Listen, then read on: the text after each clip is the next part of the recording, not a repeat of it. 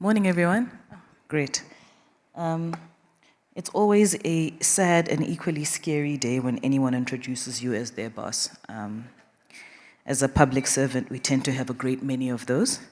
My name is Boipuso. I work at the National Treasury, and I currently work in economic policy and international cooperation with VOSE, among other people. There are quite a few of us now, which is a great thing. And one of the many things that we work on and reflect on, as you can all imagine, given the challenges that we face from an economic perspective, is employment, or the lack thereof in the South African economy. And one of the things that we're seized by is understanding some of the structural issues in the South African economy from an employment perspective, why it is that young people in general, aren't able to find jobs, those who are looking, and what it is that we need to be thinking about differently in the South African economy to result in better outcomes in that regard. So this morning, we're in for a really, really interesting conversation that takes into consideration and reflects on some of these things, and hopefully comes up with some solutions, which is always a great place to be. To do that, we're going to have the conversation in two parts. We're first going to hear from Prof. Justin Fasari and Spelele Ngete, who are going to take us through a presentation until about 9:15. I'll do my best to be a good timekeeper. This is not always my strong suit, but I'll do what I can. After which we will have 3 short presentations from Dr. Josh Budlander, who will be online, Sbusiso Gumbi, who's just walked in, morning Sbu, and Nico Mabunda, who will be joining us on stage, and then we will open up for questions and answers, which I think will make for a very interesting session. So without saying too much more, can I please ask Prof. Fasari and Spare to please come and join me on stage, if that's okay. Thank you.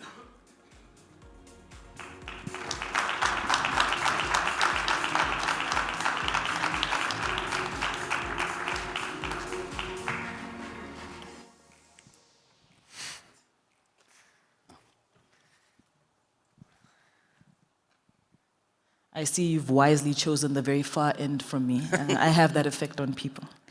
Okay, fantastic. I'm not sure if you have been guided on how to drive the presentation. Can we get a sense of it's going to drive automatically? So they must just flag you.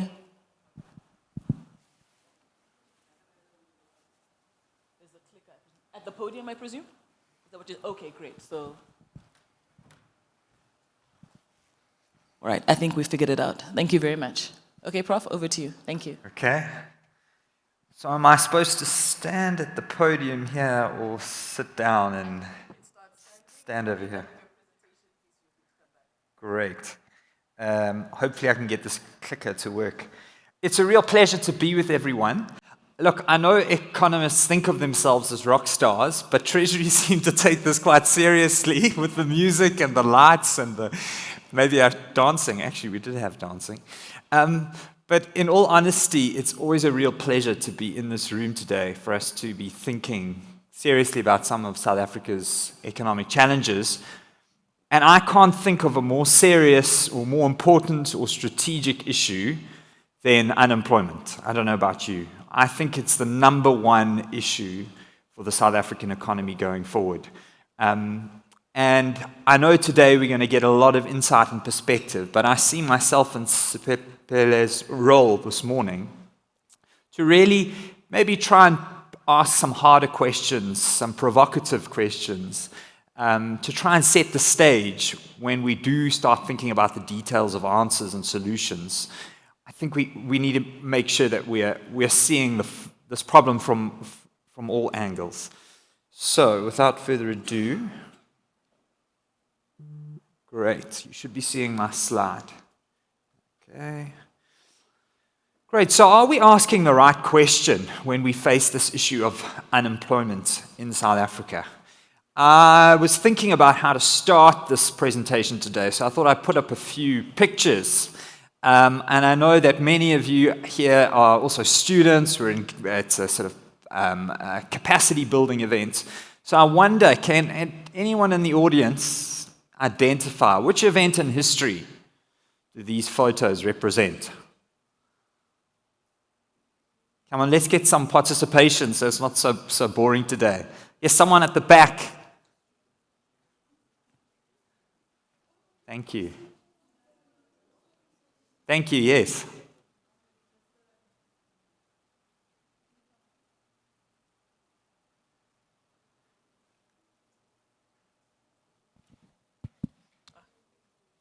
Is this the Great Depression? It is. This is the Great Depression. Let's put our hands together. Okay. The stock market, Wall Street crashed in 1929. What you might not realize, it lasted more than a decade. Does anyone know what ended it? What was the end of the Great Depression? Come on, hazard a guess. Thank you. World War II? I think that's a good answer. There's also another one. See, someone put their hand right in the back in the white. Sure, these bright lights are quite something. You sort of look into the haze. Thank you. Jacques, economic historian from Stellenbosch, so I hope I can get it right. FDR's labor policy reforms in the US. Franklin Roosevelt's New Deal, okay, which was a big infrastructure stimulus. It also had some sort of financial stabilization. It also had some public works that it introduced. So, but yes, actually the economy kind of started and stuttered, and even though those reforms made a difference, it was World War II that ultimately was a huge demand stimulus and really ended it. So the other question is, what did classical economics, because we're sort of an economics group here, so I feel like I'm talking to the club, what did classical economics say should be done about this crisis? What did classical economists think? Biggest economic crisis probably in history. What did classical economics have to say? Yes. Given that it's classical economists, I'm assuming they said should do nothing. Precisely, they said we should do nothing. Yeah, I think that deserves a round of applause.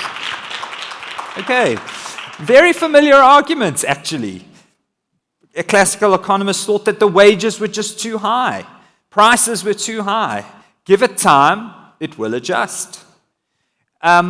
Say's law brings me back to my economics 101, was that supply will create its own demand.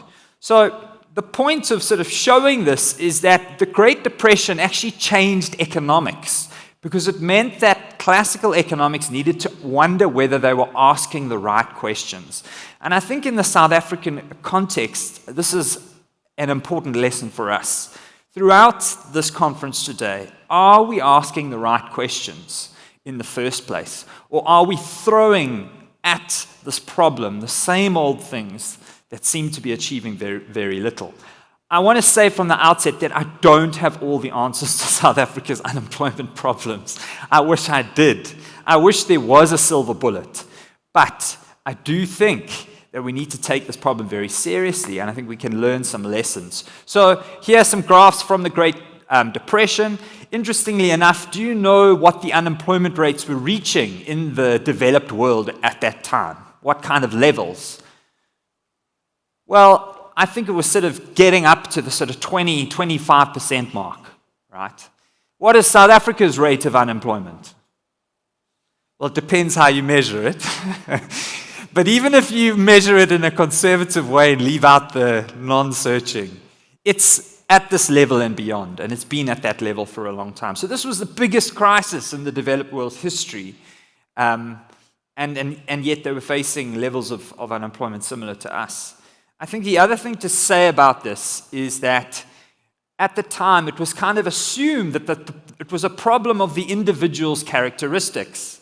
It was from the supply side that a lot of the focus and attention was being brought to bear.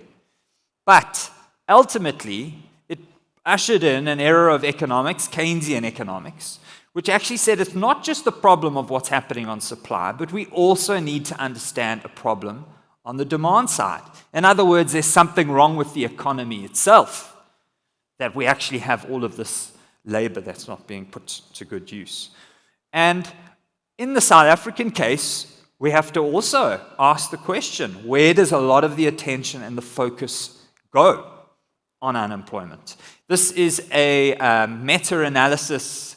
No, sorry, it wasn't a meta-analysis. It was a synthesis of all the evidence on unemployment, done a few years back. I think it's by Ariane, colleagues at UCT Seldrew.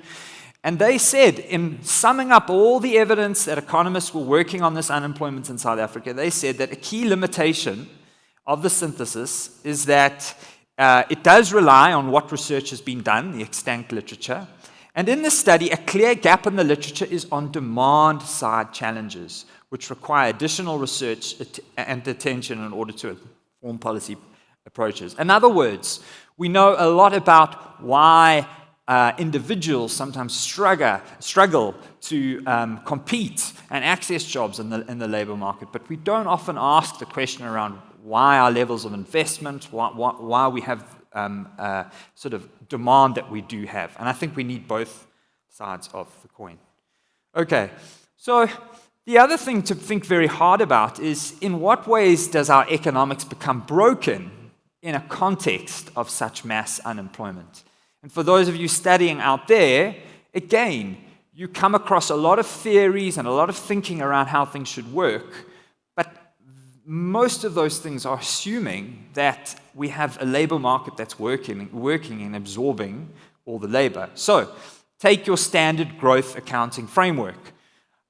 What does economics have to say about how a country can grow in its most basic forms? What are the things that lead to growth? Well, I'm not a macroeconomist, but generally they talk about four things. It's your kind of natural resources or your land, it's your labor, and it's your capital, meaning your stock of stuff, machinery, equipment, etc. What am I missing? Oh, and technology that combines with that. That's your basic growth accounting framework. But clearly, in the South African context, will more labor lead to more output? No, we've got lots of labor, but it's just sitting out there doing nothing. So actually, it's fundamentally broken in terms of the model of growth accounting. The other way in which countries can grow, so that's with just the sort of stock of stuff that you combine to produce more. The other thing that you can use is you can combine them in the most efficient way possible. This is known as allocative efficiency. In other words, resources are moving to their highest use. But once again, in the South African context, it's not just about how we be as efficient as possible. Our biggest inefficiency is that we have all of this unemployment that we're not using in the first place. So once again, it kind of breaks down. Technological progress, total factor productivity, that's the other area of source for us to generate our growth. Of course, innovation can do all of that. But what we worry about at the moment is things like artificial intelligence and the extent to which it would reduce our labor demand. So in all of these things, this kind of puzzle or conundrum of unemployment, I think, is breaking down our conventional approach. So other things that have always been a bedrock of economic development for countries, they talk about a demographic dividend. Can South Africa have a demographic dividend? Well, no, the concept is breaking down, because even if we've got a working age population that's growing, that labor is not being utilized. What about urbanization and development? Something that I have a passion for and work on a lot, about cities, etc. Well, the conventional model assumes that you go from farm in rural areas, urbanize into cities, into factories. People's average productivity is a lot higher in the manufacturing sector, and you get development and growth. But once again, in the South African context, do we have the demand and the absorption of labor in our factories, in our cities? It's breaking down. Industrialization-led development, similar thing.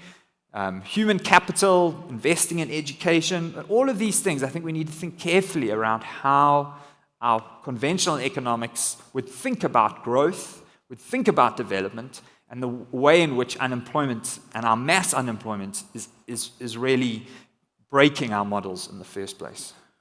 Okay, so you probably all know this sort of thing, but it is worth just reiterating the point. okay? That South Africa's level of unemployment is sort of unprecedented. It's mysterious. If you get international experts to come into South Africa, it's the first thing that they're going to notice is that the level of unemployment is just so much higher. And in fact, as I said, higher than during the developed world's greatest crisis of the Great Depression. So you can see the graph on your left is the G20 countries, and South Africa's bar looks extraordinary. And if we just show a general map of the world, apart from some of our neighbors in Southern Africa who have the same problem, you can see that South Africa's level of unemployment is unprecedented. Okay, so this is something that's a real problem for us in particular. So what has been happening in the last while? Well, it probably should come as no surprise to you that we've been moving backwards. So one of the pieces of projects that I have the privilege of working on is in a secure facility that National Treasury run, where we mine tax data.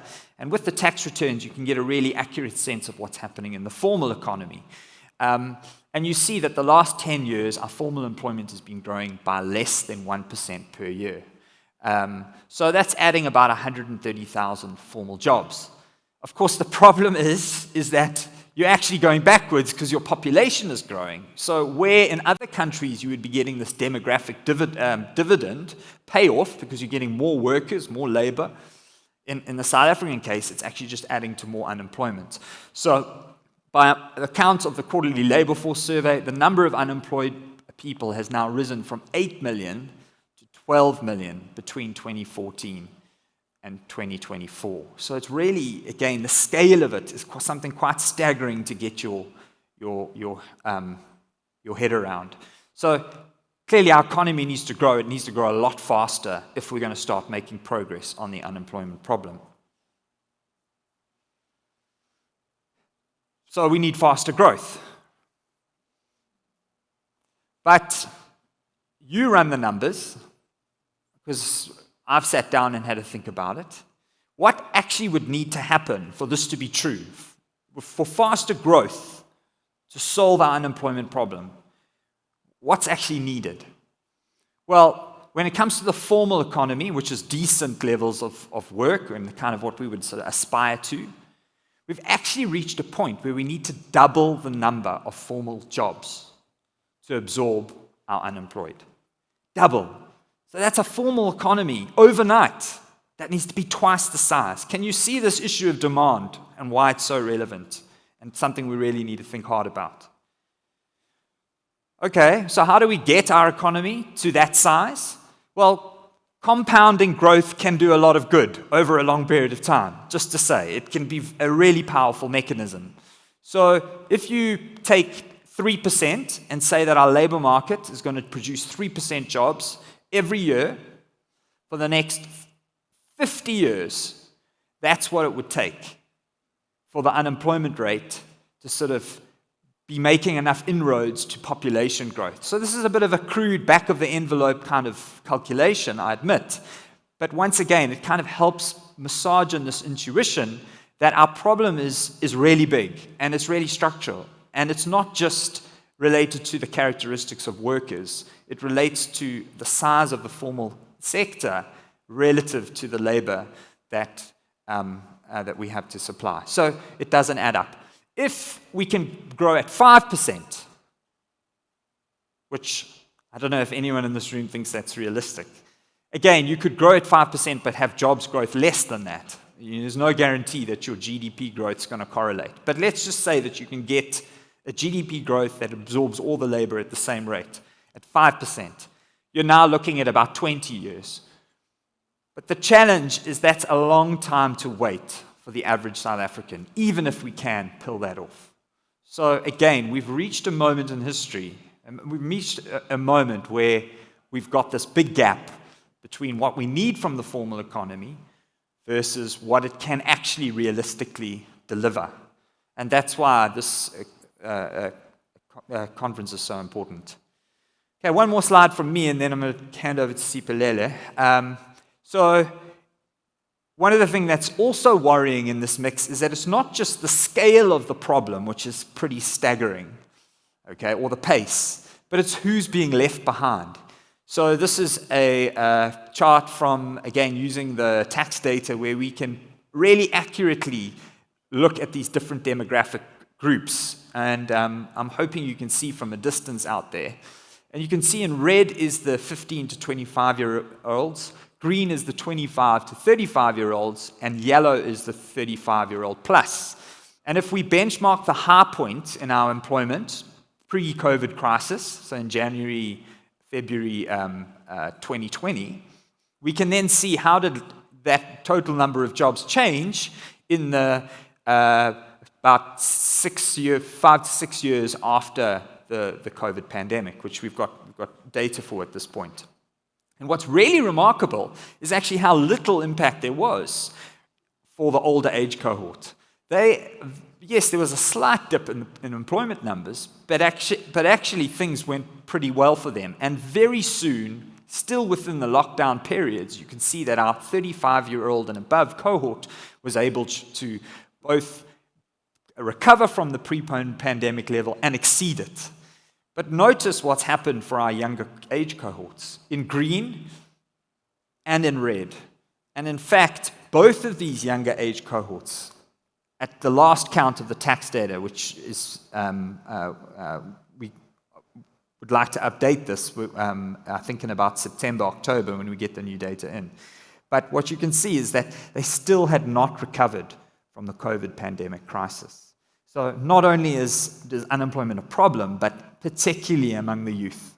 And maybe that's not a surprise. We do know these are remarkable rates that get quoted. But I think, again, it's worth me massaging in this point that a lot of younger workers face very poor prospects. Okay. Over to you, Siphelele. Do you want to come and take the podium?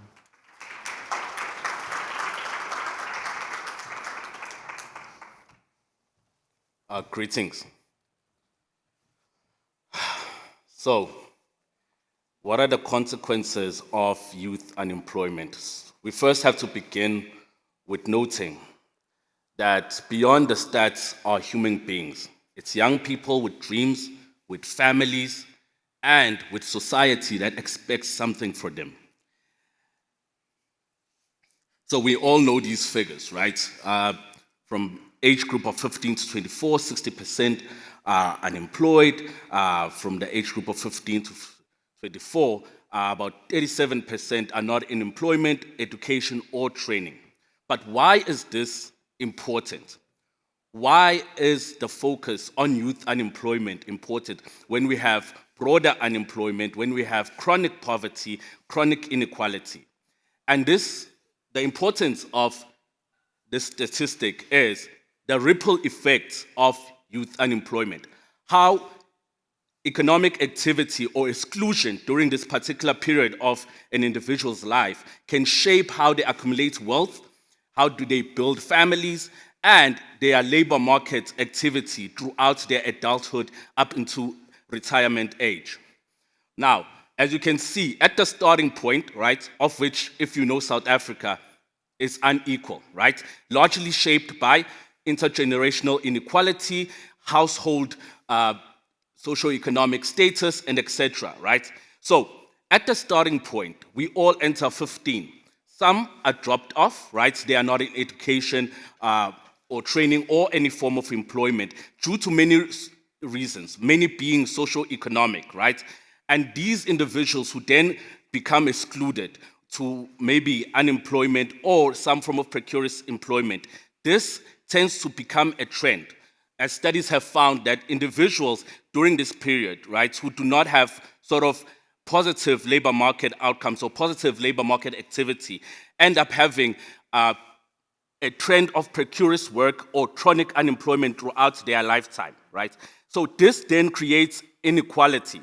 Now, during the times of apartheid, this was intentionally done by the apartheid government, right? Through policies such as Bantu education and others to ensure that black people are always starting from behind and always a constant supply of cheap labor. Now, in the current times, though the intentional policies are no longer there. However, the current situations we face, such as deindustrialization, such as low growth, such as automation, etc., interact with sort of this long-standing inequality in South Africa and continues to expand the inequality pool and continues to lead to more exclusion, particularly to young, black, and low-skilled youth. And this exclusion, if it's left unchanged, if left unintervened, results in the continuation of poverty and the continuation of inequality. Because though youth unemployment itself is a product of poverty and inequality, and we deem it a solution, when itself is left unchecked, it reproduces this inequality. So when we have a large portion of young people excluded from the economy, excluded from decent work, we literally living inequality. That's not just going to affect these individuals, but the households they build, and which will result in them, we were always taught about the economic freedom, to youth that were living under the so-called wasted years, whose youth took place in a stage of crisis. Their dreams became delayed, and their pursuit of economic freedom and their dreams became delayed. And thus, they drop them off now to their kids with the hope that they will achieve economic mobility through their kids. So, if left unaddressed,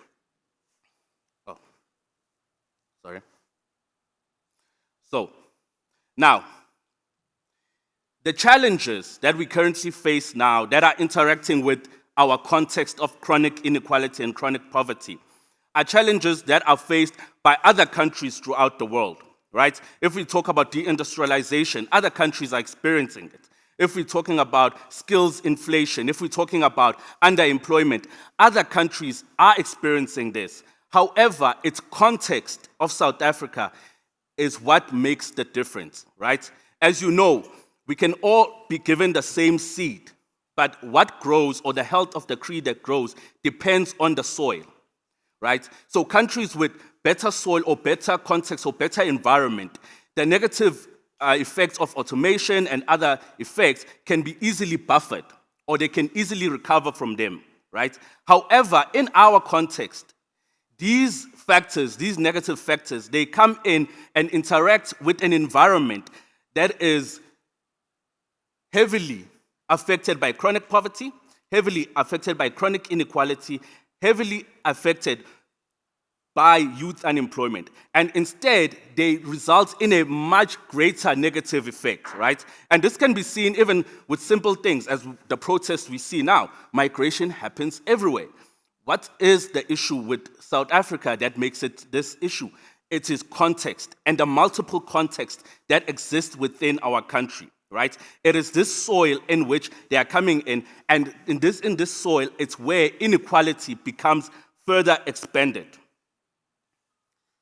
Now, the first of these, in a period where there is low growth and low sort of job creation, two mismatches also occur. Usually we focus on one mismatch, which is sort of the skills shortage, right? That's the one we focus on. But also we have a mismatch of underemployment, where individuals with higher qualification take jobs that are precarious or that require lower qualification in order to survive, right? Because there are not sufficient amount of jobs. They take whatever job is available, elementary occupation, etc., etc. Now, in a usual circumstances, them taking these form of jobs acts as a stepping stone because it's better to participate than not participate at all. However, in the situation of South Africa, where the economy itself is not providing enough decent jobs, this entry to this form of employment becomes chronic. And even though it's precarious work and etc. is far better than being unemployed, but it itself has a negative effect on these individuals' well-being and on these individuals' households, right? So there is a substantial rise in underemployment, and this underemployment results to become chronic because we are not producing sufficient jobs. Another form of skills mismatch that we find is a skills inflation. Now, this skills inflation arises when a job that previously required matric, all of a sudden now requires a degree. A perfect example of this is what we have been seeing with Metro Police and General and SAPS, right? This, previously when we were growing up, individuals who couldn't afford to go to higher education for numerous reasons, being affordability, being marks, and etc., would always rely on SAPS. They was like, no, I will just become a police officer and then I will study law when I'm a police officer. Because that pathway always provided stable income and also a stable pathway of being a middle class and living a noble life. Get a GTI, you live a noble life.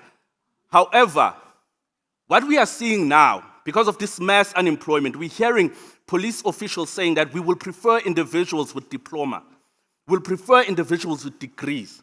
We're seeing individuals with master's degrees becoming police officers. So what this issue is causing is that individuals who have low-skilled or who couldn't even afford to go to higher education are being crowded out in this particular pathway. And it's not this pathway alone. We are seeing this with call center agents. We are seeing this with clerk jobs, etc., etc. Now, it will say, it's good, better skilled people, but the salary is not increasing. It's not matching up, right? So this, both underemployment and the skills inflation is resulting in the crowding out of individuals who are low-skilled.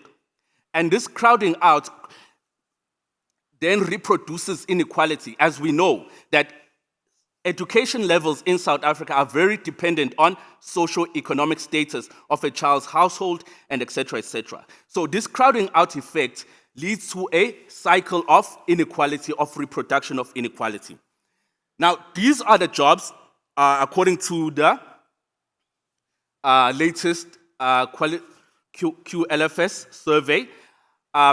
So 3 occupations were regarded as or had the highest percentage or contributed to the highest portion of individuals being of youth employment. It was elementary occupations, services, and clerks, right? Now, if you see elementary occupation, you can see about 49% of elementary occupation occupied by youth is informal, right? This doesn't mean that it consists in the informal sector. It means that it is a job without protection. It can be in the informal and the formal. It just lacks protection, right? So 49% of young people in elementary jobs are informally employed. Clerks, also a traditional stable one, about 20% are in informal jobs, right? And this tells the story of how young people are pursuing work, but the decency of this particular work is also an issue, because we don't just have an issue of unemployment alone. We also have an issue of lack of decent work, right? Which traps people and which blocks the upward mobility that was expected from these individuals to achieve. Now, I've already spoken about this. Now, another skills mismatch that is caused by the shift in our economy, right? So currently, our economy, or the dominant sectors that contribute to employment, are service sectors, right? Our economy has become service-orientated, right? There is a decline in industrial, in secondary and primary industries, right? There's been this substantial decline in these industries. And because these industries, they are, in terms of the profile, the skills profile of those who they employ is substantially different, it causes sort of this skills mismatch, right? So, manufacturing. Traditionally, manufacturing was able to provide stable employment for individuals without matric, right?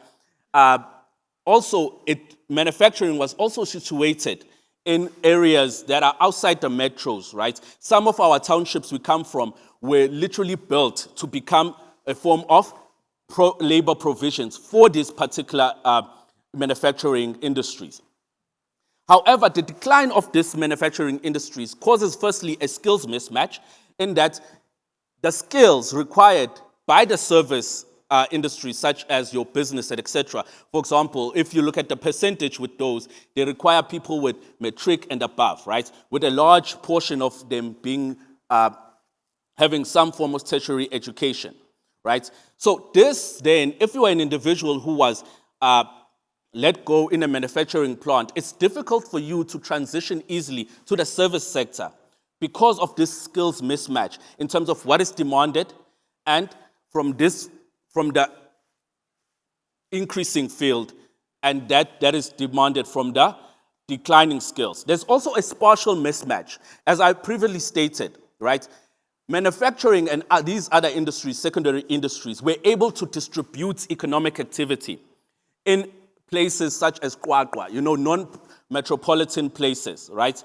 And so when these activities decline or these factories shut down, they cause an issue because now opportunities in these areas decline and causing a huge migration, meaning that individuals, young people in these areas have to travel to your PE, have to travel to your Durban to find employment. Now, again, this is not something we're experiencing alone as South Africa.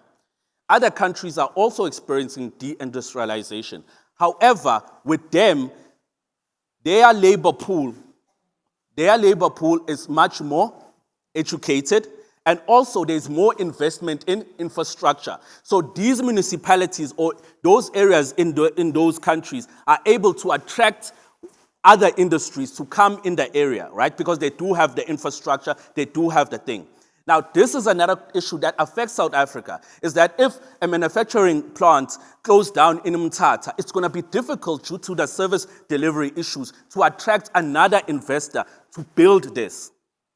This causes a huge issue, right? And a huge cost of which I'm going to discuss in terms of young people having to travel for work opportunities, right? And also, this mismatch is also further caused by your automation, right? And digitalization and green transitions. We always say there will be green jobs, but these green jobs, if you look at their skills profile, it's still jobs that requires degree, etc., right? It's not matching up with the skills profile of those being let go, right? Now, another one. Unemployment in South Africa is not random. It has a race, it has a gender. Right? So if you look at these statistics, this is youth unemployment by race. As you can see there, the highest graduate unemployment is among Black Africans, right? It's among Black Africans. It has the highest, which is above the average graduate unemployment in South Africa. Now, if you look at matric unemployment for whites, it's actually lower than graduate unemployment among blacks. Meaning, whites with matric are still better off or more likely to be employed than black graduates. This tells us that even though with education expansion, employment, right, or activity in the labor market depends on other factors also, such as social capital. Right? I'm from Durban. We used to speak about something called networks or connection, which means who do you know?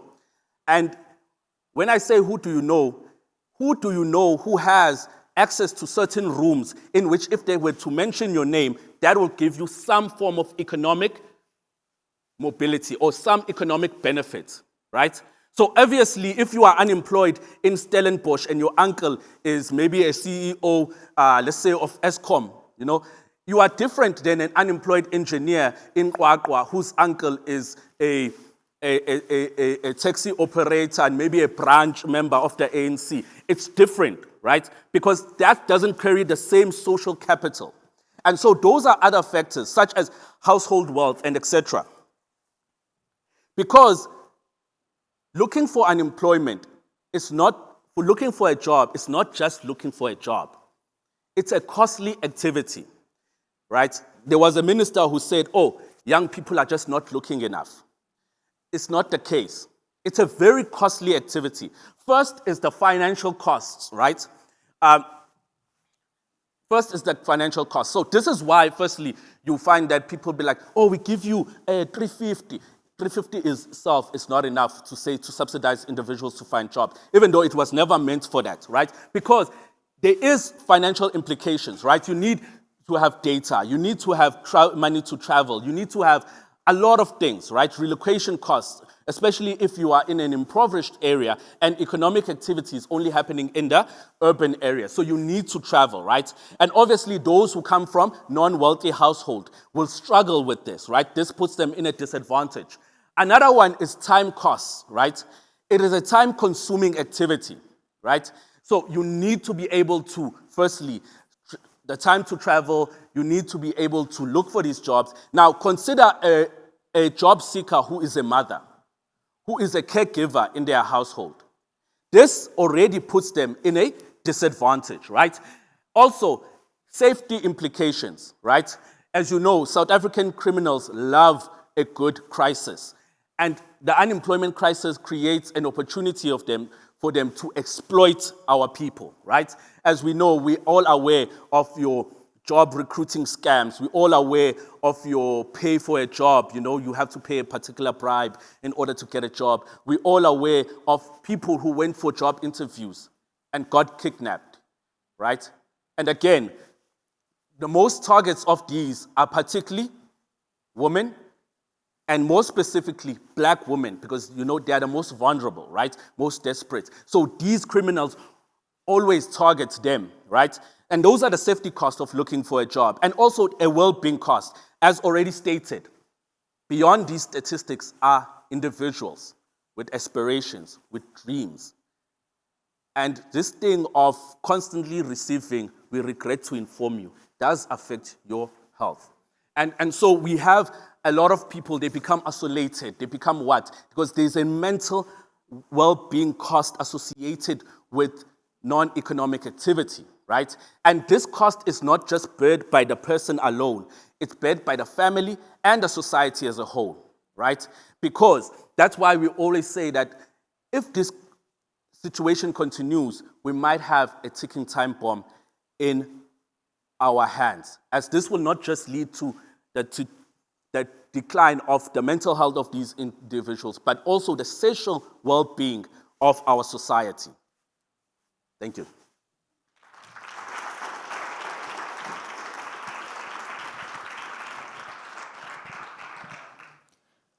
Can see in big yellow that we're kind of out of time, so I've got the hard job of trying to sort of wrap this up in the last few minutes.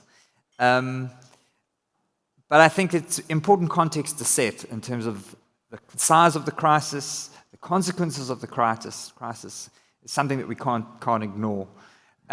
So what are our options? And I think that a lot of these we're going to go into more detail in the rest of this conference. But it's probably worth just mentioning a few things. I'm going to sidestep this issue about immigration because we've run out of time. But just to say, look at South African polling or public polling in South Africa, asking whether immigrants take away jobs from people born in the country. More than any other country in the world, South Africans responded positively to this question. Great. So clearly there's a lot of pressure. If you don't have a job, don't have a livelihood, these can be the outcomes of the sort of politics of scarcity. There can also be a politics of scarcity around simple answers today. One of those is around wage flexibility, right? Surely you just drop the wage, problem solved overnight.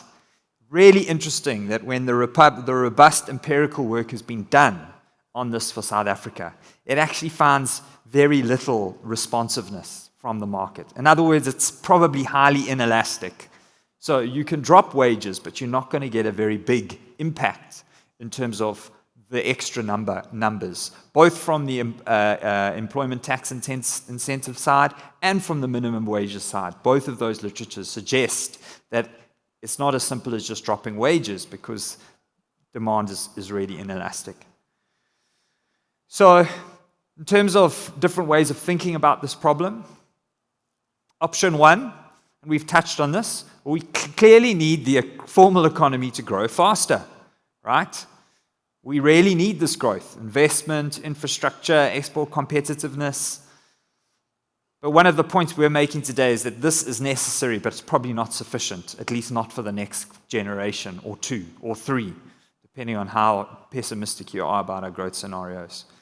Another option is around the role of the informal economy. And I know that Professor Haroon Bharat spoke to you yesterday, and you had some debates around this.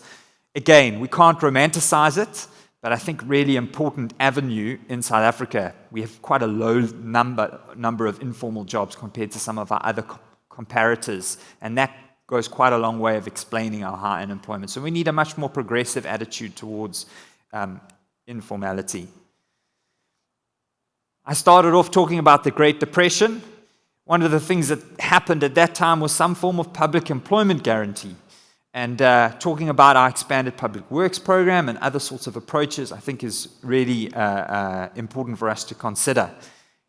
Can government be an employer of last resort? Clearly, we need a lot more infrastructure in this country, built in terms of roads, rails, bridges, etc. And we've got this labor that's just surplus, going to waste. I think we can think more carefully about that. And last but not least, we often hear it debated around some form of basic income support. In some ways, this is just an admission to say, well, we actually need a social safety net to play a role. And clearly, a social safety net can actually stimulate demand. It can not only provide a protection, but it can help give people a starting point to invest and get sort of activities going. I think the key question with this one is, can we afford it, right? So, making some final remarks, I must confess that as an economist thinking about this problem over the last while, I am motivated by a moral argument. And I hope we all take this seriously in the room today, which is, if you were the average South African, right, what would you want? So I'm born as a white, privileged South African in a particular time and place. But what happens if I didn't know where I was going to be born? What happens if it was just a roll of the dice and I might be born anywhere in South African society? What would I want, right? And I think that we need to make some tough choices today about what we think is most important and what we think should be prioritized. Rather than asking, how do we help young people find jobs, which is an important question, we also need to be thinking about what kind of economy creates jobs at the scale that we need. We do require some kind of big-scale push or state-led intervention, I think. Business as usual really looks bleak, even in the best-case scenarios. So what's that going to be? How do we prioritize that, and what do we do? Ultimately, I think it's time that we take a few more strategic bets. But it would help if we had some experimentation, right? To know which of those bets would be better placed to really do something in reality. Sometimes in South Africa, we're all or nothing with our policy. It would be great for us to experiment a lot more. Okay, thanks so much. Really appreciate the time to speak to you today.